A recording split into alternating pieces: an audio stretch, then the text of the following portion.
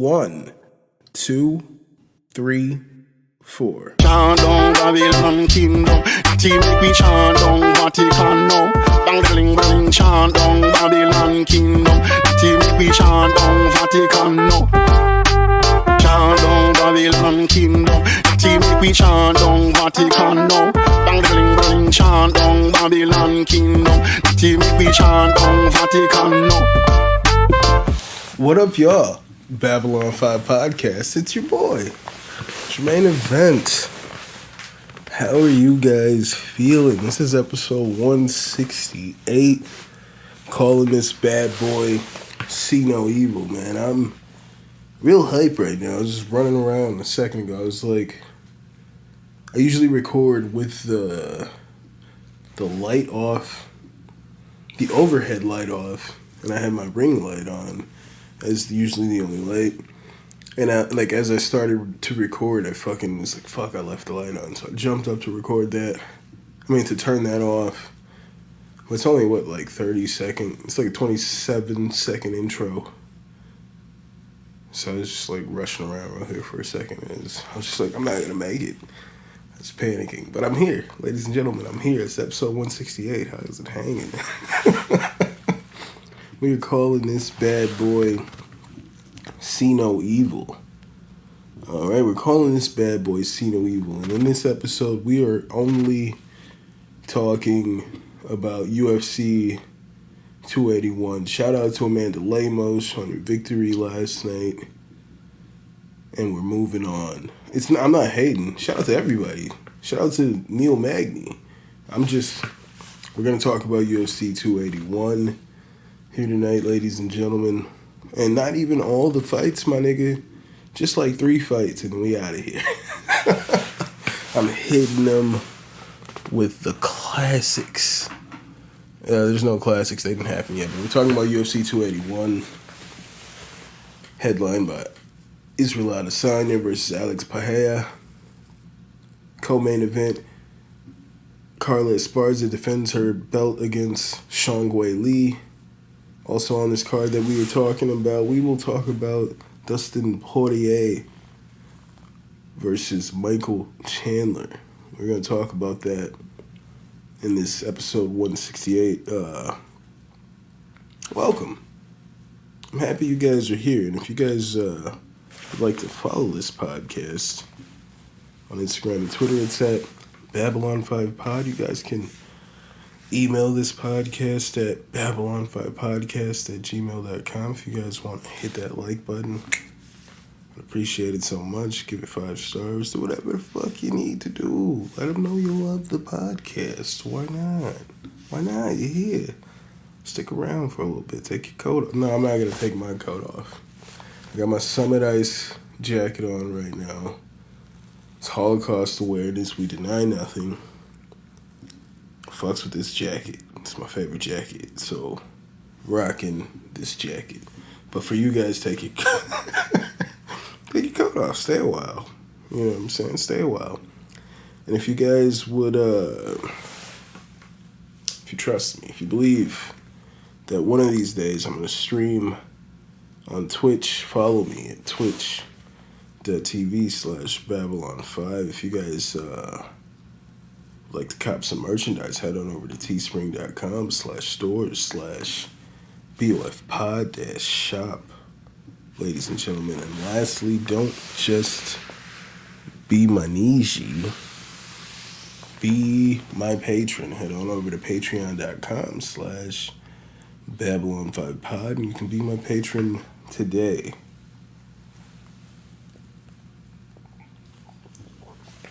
I was curious if you could see what this cup says in the camera here. You can't really see with the light. It says Detective Juice, I believe. From my wife and I did the Hunter Killer. You know, you guys should check it out. It's like a monthly subscription. They'll send you clues or some shit and you gotta figure out what happened. So yeah, it's pretty cool. They're not sponsoring this podcast. That'd be cool. But I fucks with them regardless. UFC 281, ladies and gentlemen. If you don't know, is headlined by this man, Israel Adesanya, who is defending. He's the reigning, defending UFC middleweight champion. He's defending his belt against a familiar opponent in Alex Pereira. They fought twice in Glory FC, or Glory Kickboxing, with Pereira winning a controversial decision in the first meeting and Adesanya being knocked out in the second meeting. Which, I don't know. This is my thing. I just don't understand the reason to rush. I don't understand the reasoning behind rushing Alex Pereira. Yes, I am a huge Adesanya fan. If you could see the desktop here, it's Adesanya versus Anderson Silva.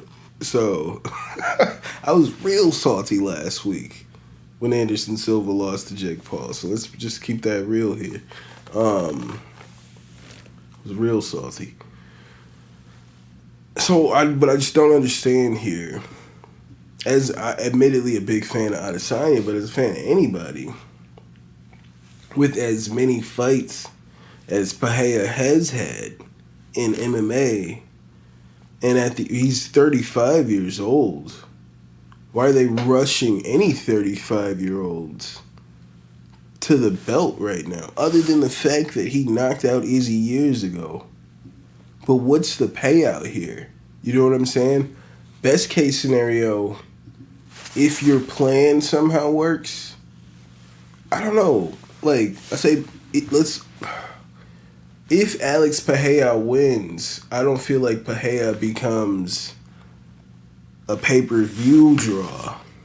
I don't feel like that guy instantly becomes a pay-per-view star. I was curious. Just because when they were rushing this guy to fight Strickland, and I'm like, dude, he's going to knock Strickland out. Does that tell me that he would have got through Derek Brunson? Probably. I don't know. I wanted to see it. Why does everybody else have to work their way up? But this guy at 35 is why you're rushing it up. You hope, honestly, in my opinion, they hope that Izzy loses. Just so that they have more leverage come contract renegotiations. Because right now, Izzy would probably be the highest paid behind Conor McGregor. And for good reason. I look at these numbers, and Izzy has, of our modern era, like the two highest selling pay-per-view. UFC 253 with 700,000 pay-per-view buys, and UFC 263 with 600,000 pay-per-view buys. Only person in this era, all right, in this modern era of the UFC that is hitting those numbers or better is Conor McGregor. That's the only person. So, by rushing a 35-year-old Alex Pereira here to this fight only because he beat him years ago, he doesn't need to go through like proper progression simply because he beat Adesanya in the past. I just don't understand.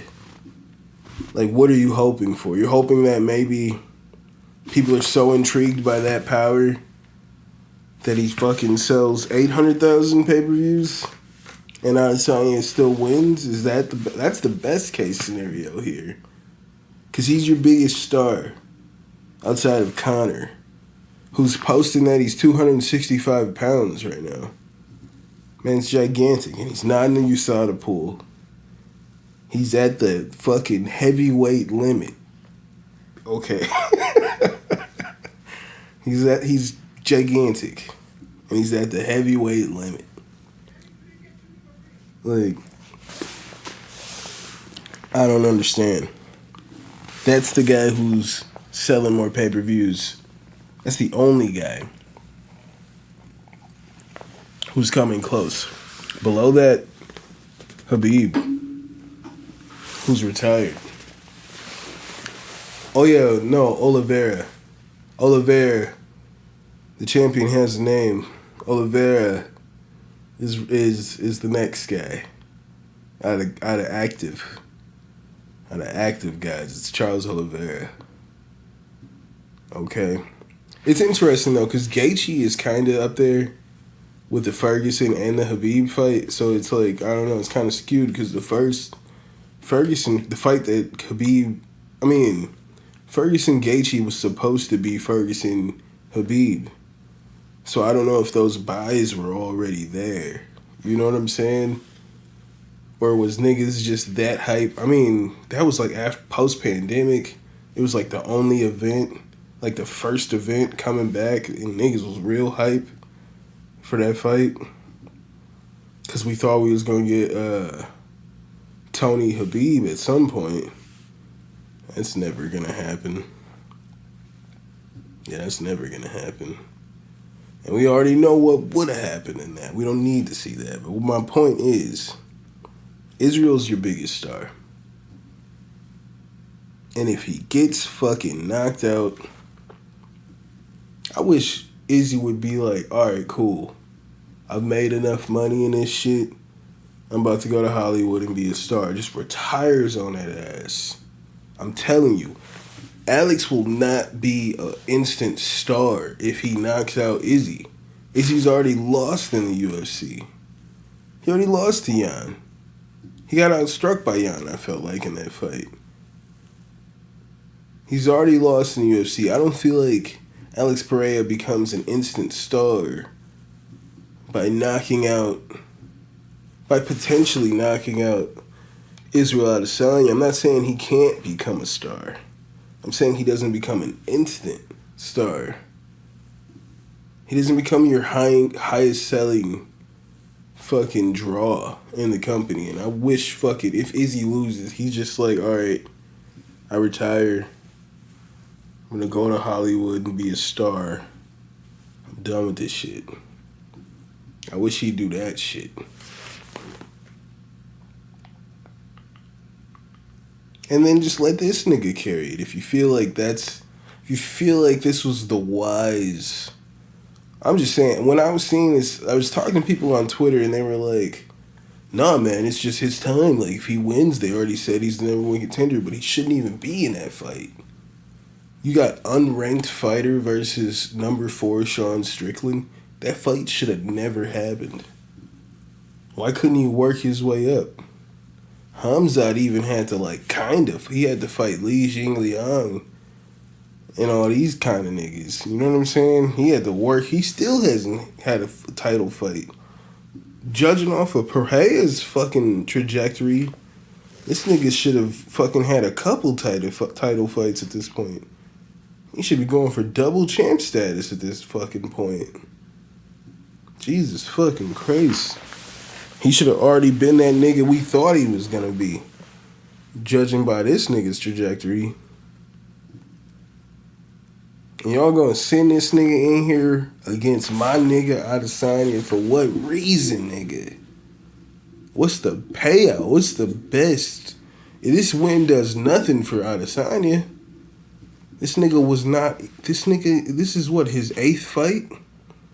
This is his 8th MMA fight.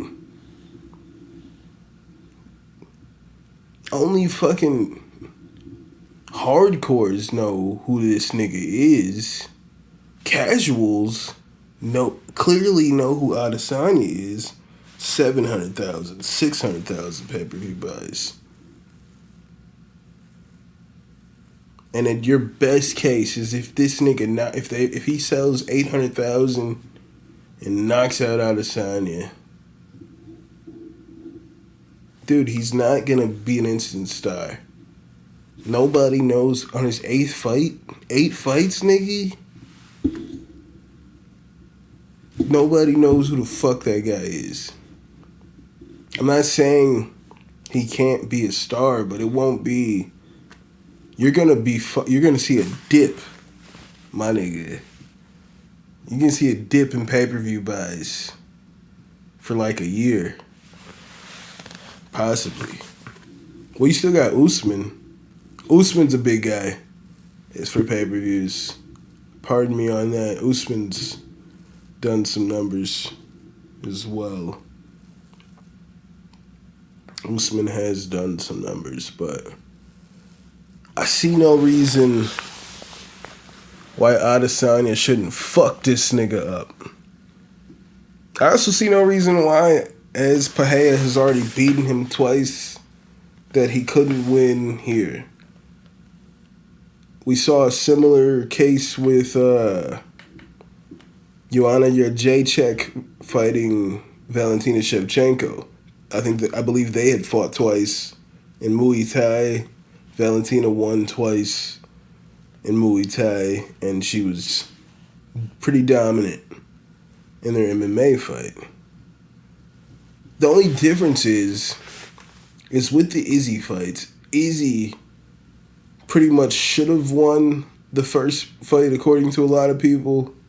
And in the second fight, he was winning until he got knocked out.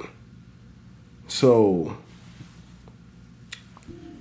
that's what kind of makes this fight interesting. We're calling this episode See No Evil because I've been saying for the longest that I don't even want to see this shit. I don't even know if I'm going to watch this goddamn fight. Because let's say some fuck shit happened. I don't even want to see that shit live. Nigga, I don't even want to see that shit live. I'd rather just read about it, my nigga.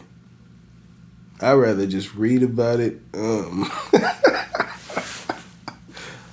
If some fuck shit happened, but I see no reason. This shit makes no sense. When he was fighting Strickland, I was like, yo, this fight makes no sense. And y'all just line this nigga up perfectly with Sean Strickland? Nigga. Get that nigga somebody like Paulo Costa. If you're gonna decide this nigga... Was you telling me that Strickland was the number one contender? Before that fight? I didn't realize Strickland was that close. And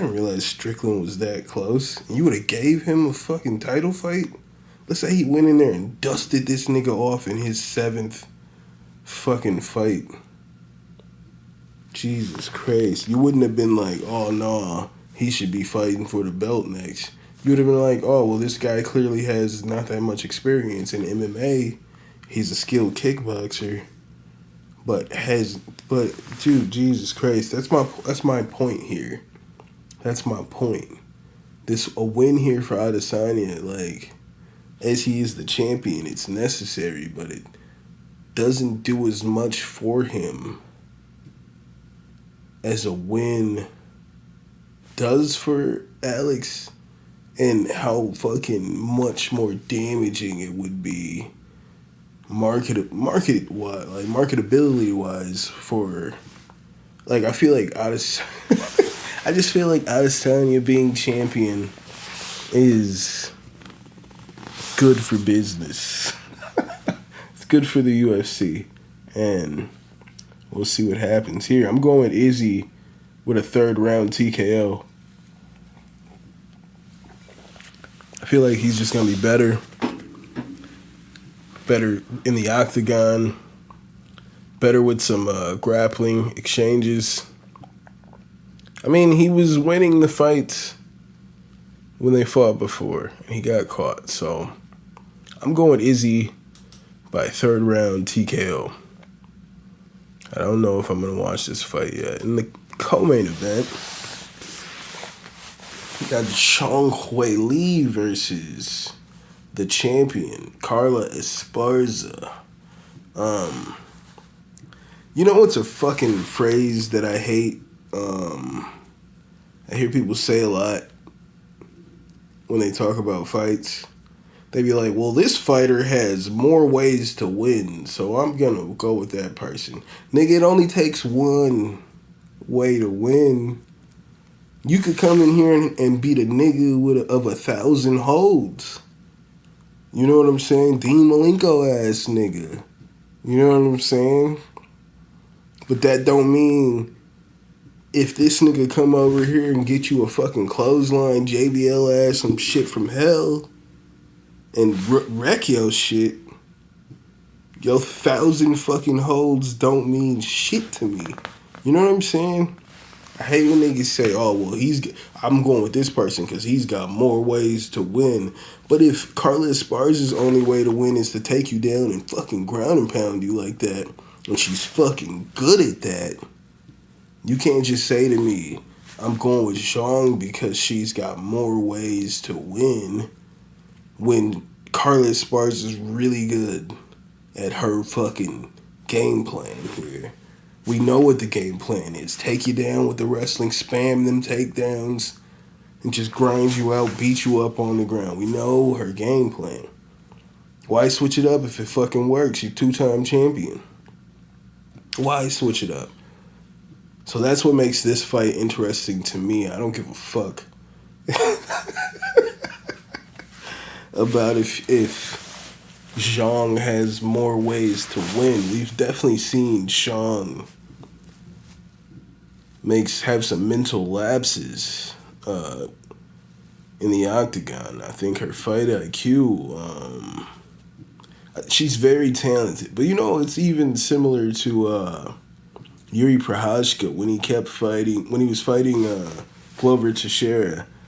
And repeatedly in the fight, I remember I was watching Adesanya do the fight companion, and there'd be moments where Yuri would just be piecing up Glover, and then he'd throw a flying knee for no reason, and then Glover would take him down, and it just kept happening. And Adesanya was flipping like, stop throwing the flying knee, and it's like, bro, you're fucking so talented, but you just keep having these fucking holes right here in your fight IQ. Just like right there, you're doing so great, and then right there, you just make terrible decisions. And we've seen Zhang just like throw these combinations from like Macy Barber distance, nigga. It almost makes it look like Macy Barber's is gonna land. All right, in comparison to how far I've seen some videos of Zhang throwing these fucking combinations. She's attempting shit. She makes weird decisions from time to time, but she's got a lot of technique. She's very fucking strong. And she's been training with Henry Cejudo. We saw everybody's real hype about the video of her picking up Francis Ngannou, who's saying he's 293 pounds. Everybody's pretty hype about that. My point is, she's great everywhere, and that's all fine and dandy. But Carla Esparza she's a specialist. She's so good at that right there, just taking you down and grinding you out. And that could definitely win the fucking day, ladies and gentlemen. I was so torn on this fight. To me, this is a fucking pick'em. I know people are favoring Zhang because she's got more ways to win, but it only takes one way. It can only take one way to win. Fucking A. You know who's the favorite going into Ben Askren versus Jorge Masvidal? Ben Askren was the heavy favorite. And now he goes on in history as the nigga who was knocked out the fastest out of any other nigga in the UFC. He's got that record. You know what I'm saying? Came in the heavy favorite, came out a fucking meme. That's just how this shit happens. So I'm going Carla Esparza. I mean, fuck. I could definitely see Carla shutting down the takedowns. And then if she's able to do that, really shut down them takedowns, then I could see it looking like Joanna Esparza won when Joanna won the belt, when she just put it on Carla. Carla could not get her wrestling going, and she just got pieced the fuck up. But I think Carla is 1,000 times better than who we saw in that fight, I think Carla's going to get her game going. I think there's a reason why Rose Namajunas chose to stay the fuck away. Stay the fuck away.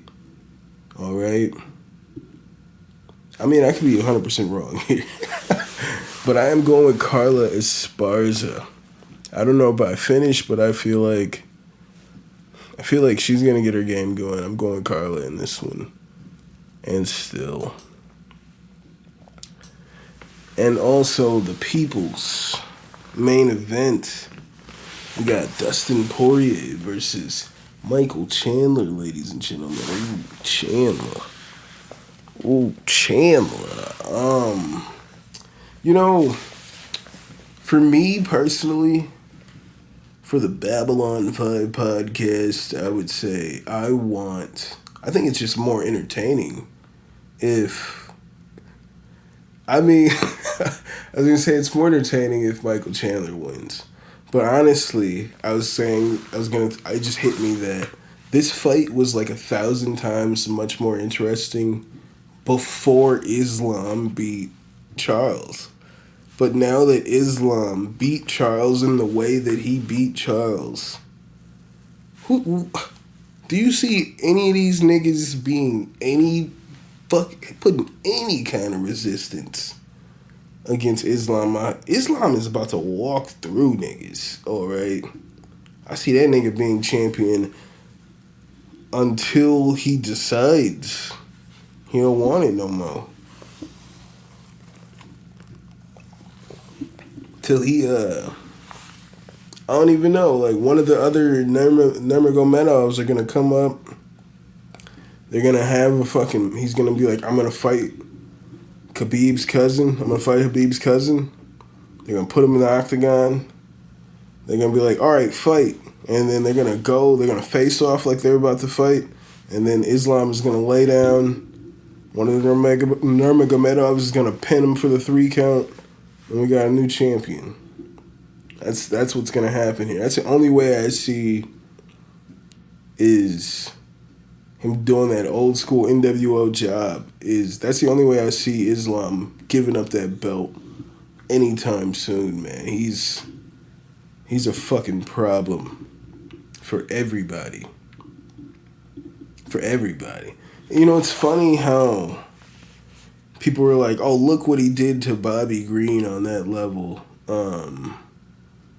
Yeah, look what he did to Bobby Green on that level. It looks like everybody's on that same level when they're fighting Islam Makhachev. Everybody seems to be on that level. It's nutty.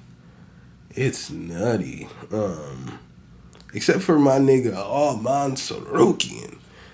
Though I felt like Armin got robbed in his last fight, or close fights aren't robberies, but I scored it the other way. I thought it was pretty clear the other way.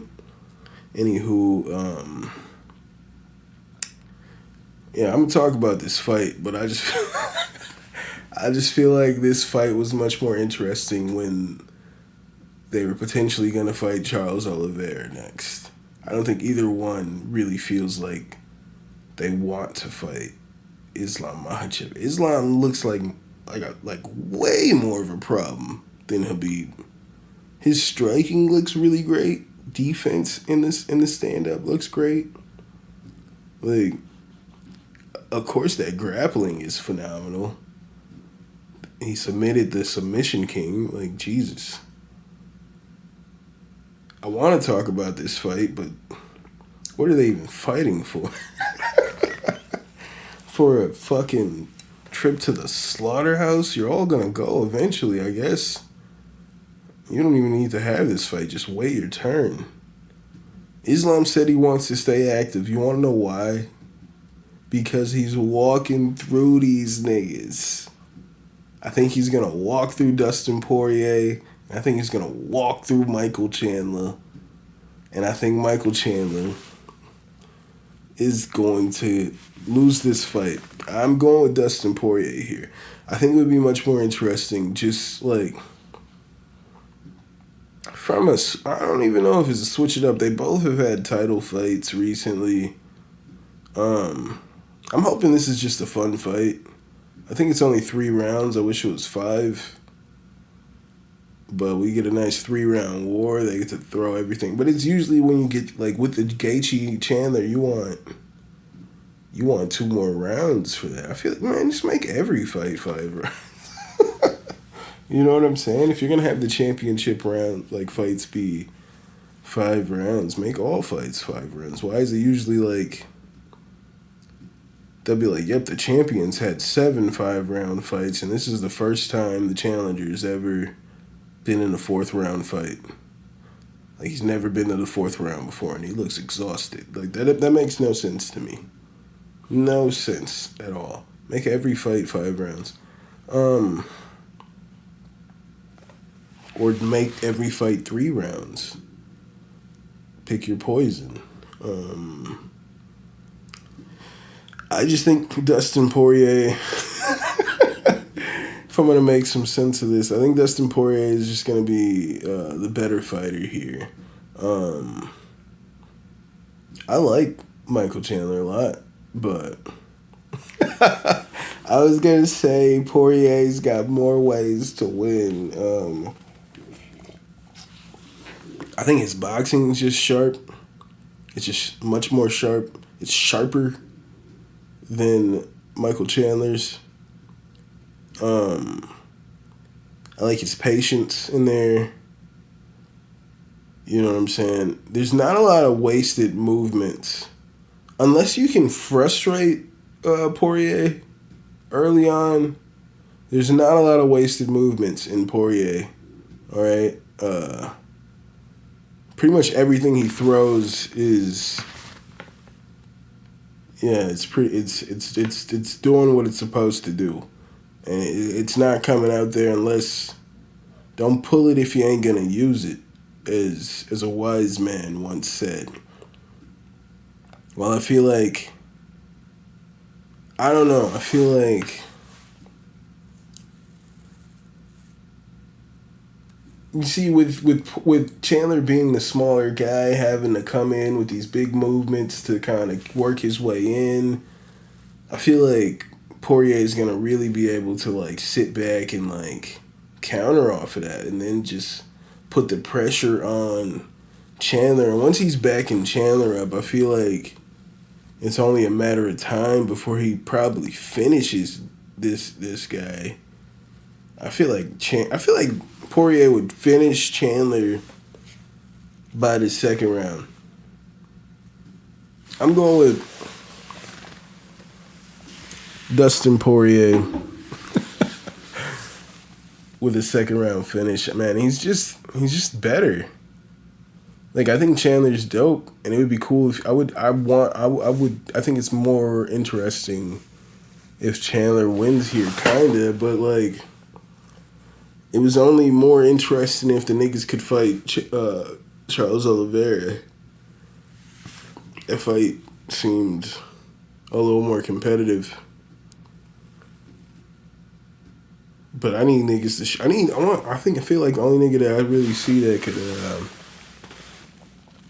hang with Islam Makhachev as of recency bias would say anything would be Dariush. I want to see what Dariush looks like against a guy like Islam Makhachev. That's what I want to know, ladies and gentlemen.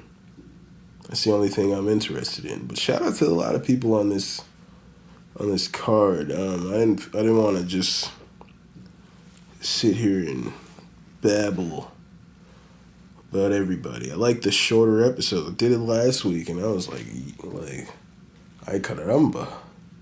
Feel like I'm on to something, but there's some bangers on here. Frankie Edgar has announced that he's retiring after this fight against Chris Gutierrez.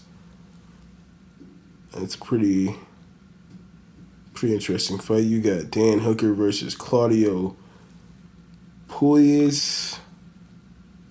I'm not too familiar with Claudio Puelles. That's 12-2. Oh, he just recently defeated Clay Guida.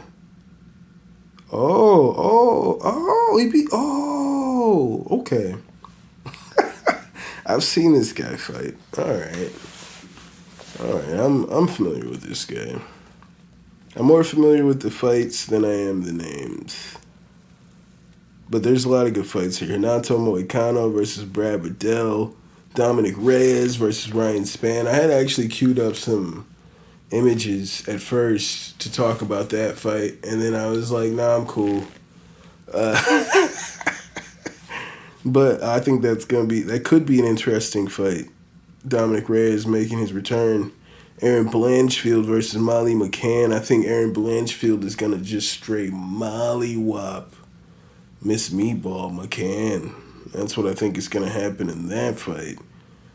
It's funny because Miranda Maverick called out Molly McCann, but like Molly McCann's fighting the following week against Aaron Blanchfield, and Aaron Blanchfield is I'm pretty sure about to fucking whoop that ass.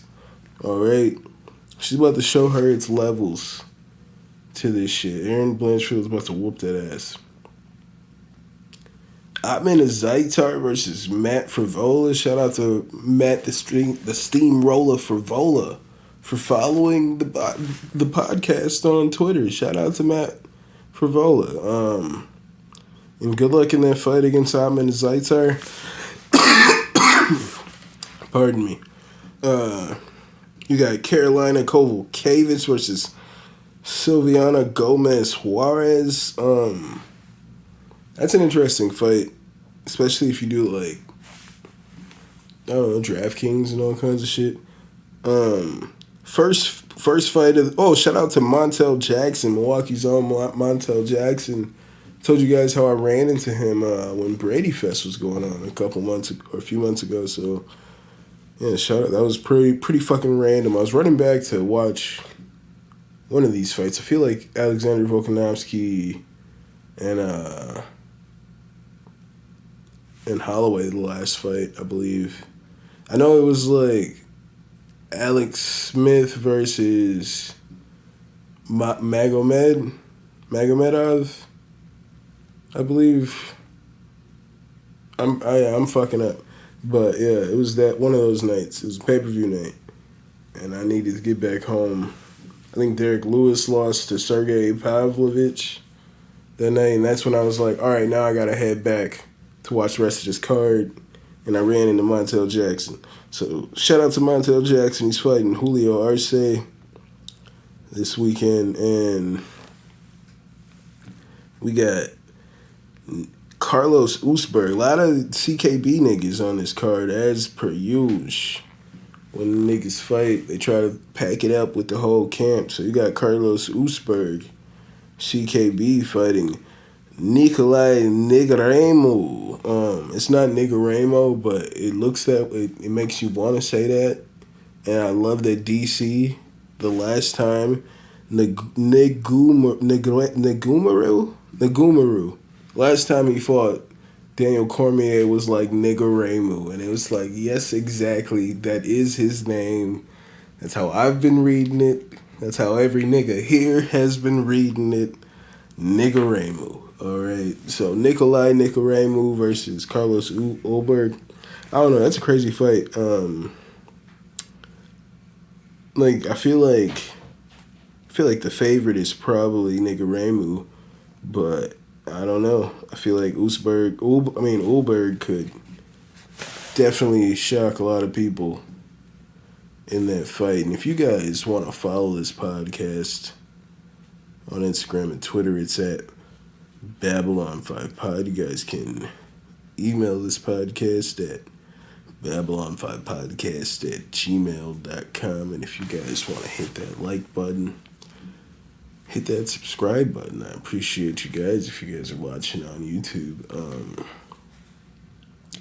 If you guys would like to follow this podcast on Twitch, it's at twitch.tv/Babylon5. And if you guys would like to cop some merchandise, head on over to teespring.com/store/BOFpod-shop. If you guys want to cop these fresh ass Summit Ice jackets, you gotta Google it. I don't forget the website. But check that shit out. Summit Ice is dope. If you guys would like to be my patrons, not just my Nijis, head on over to patreon.com/Babylon5pod and you can be my fucking Niji. Be my fucking Niji tonight. Be my fucking Niji tonight. You know what I'm saying? Be my fucking Niji tonight.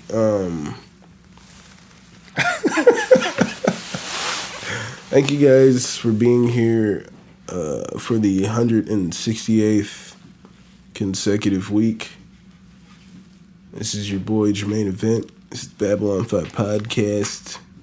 Calling this bad boy See No Evil, as I told you, if you forgot.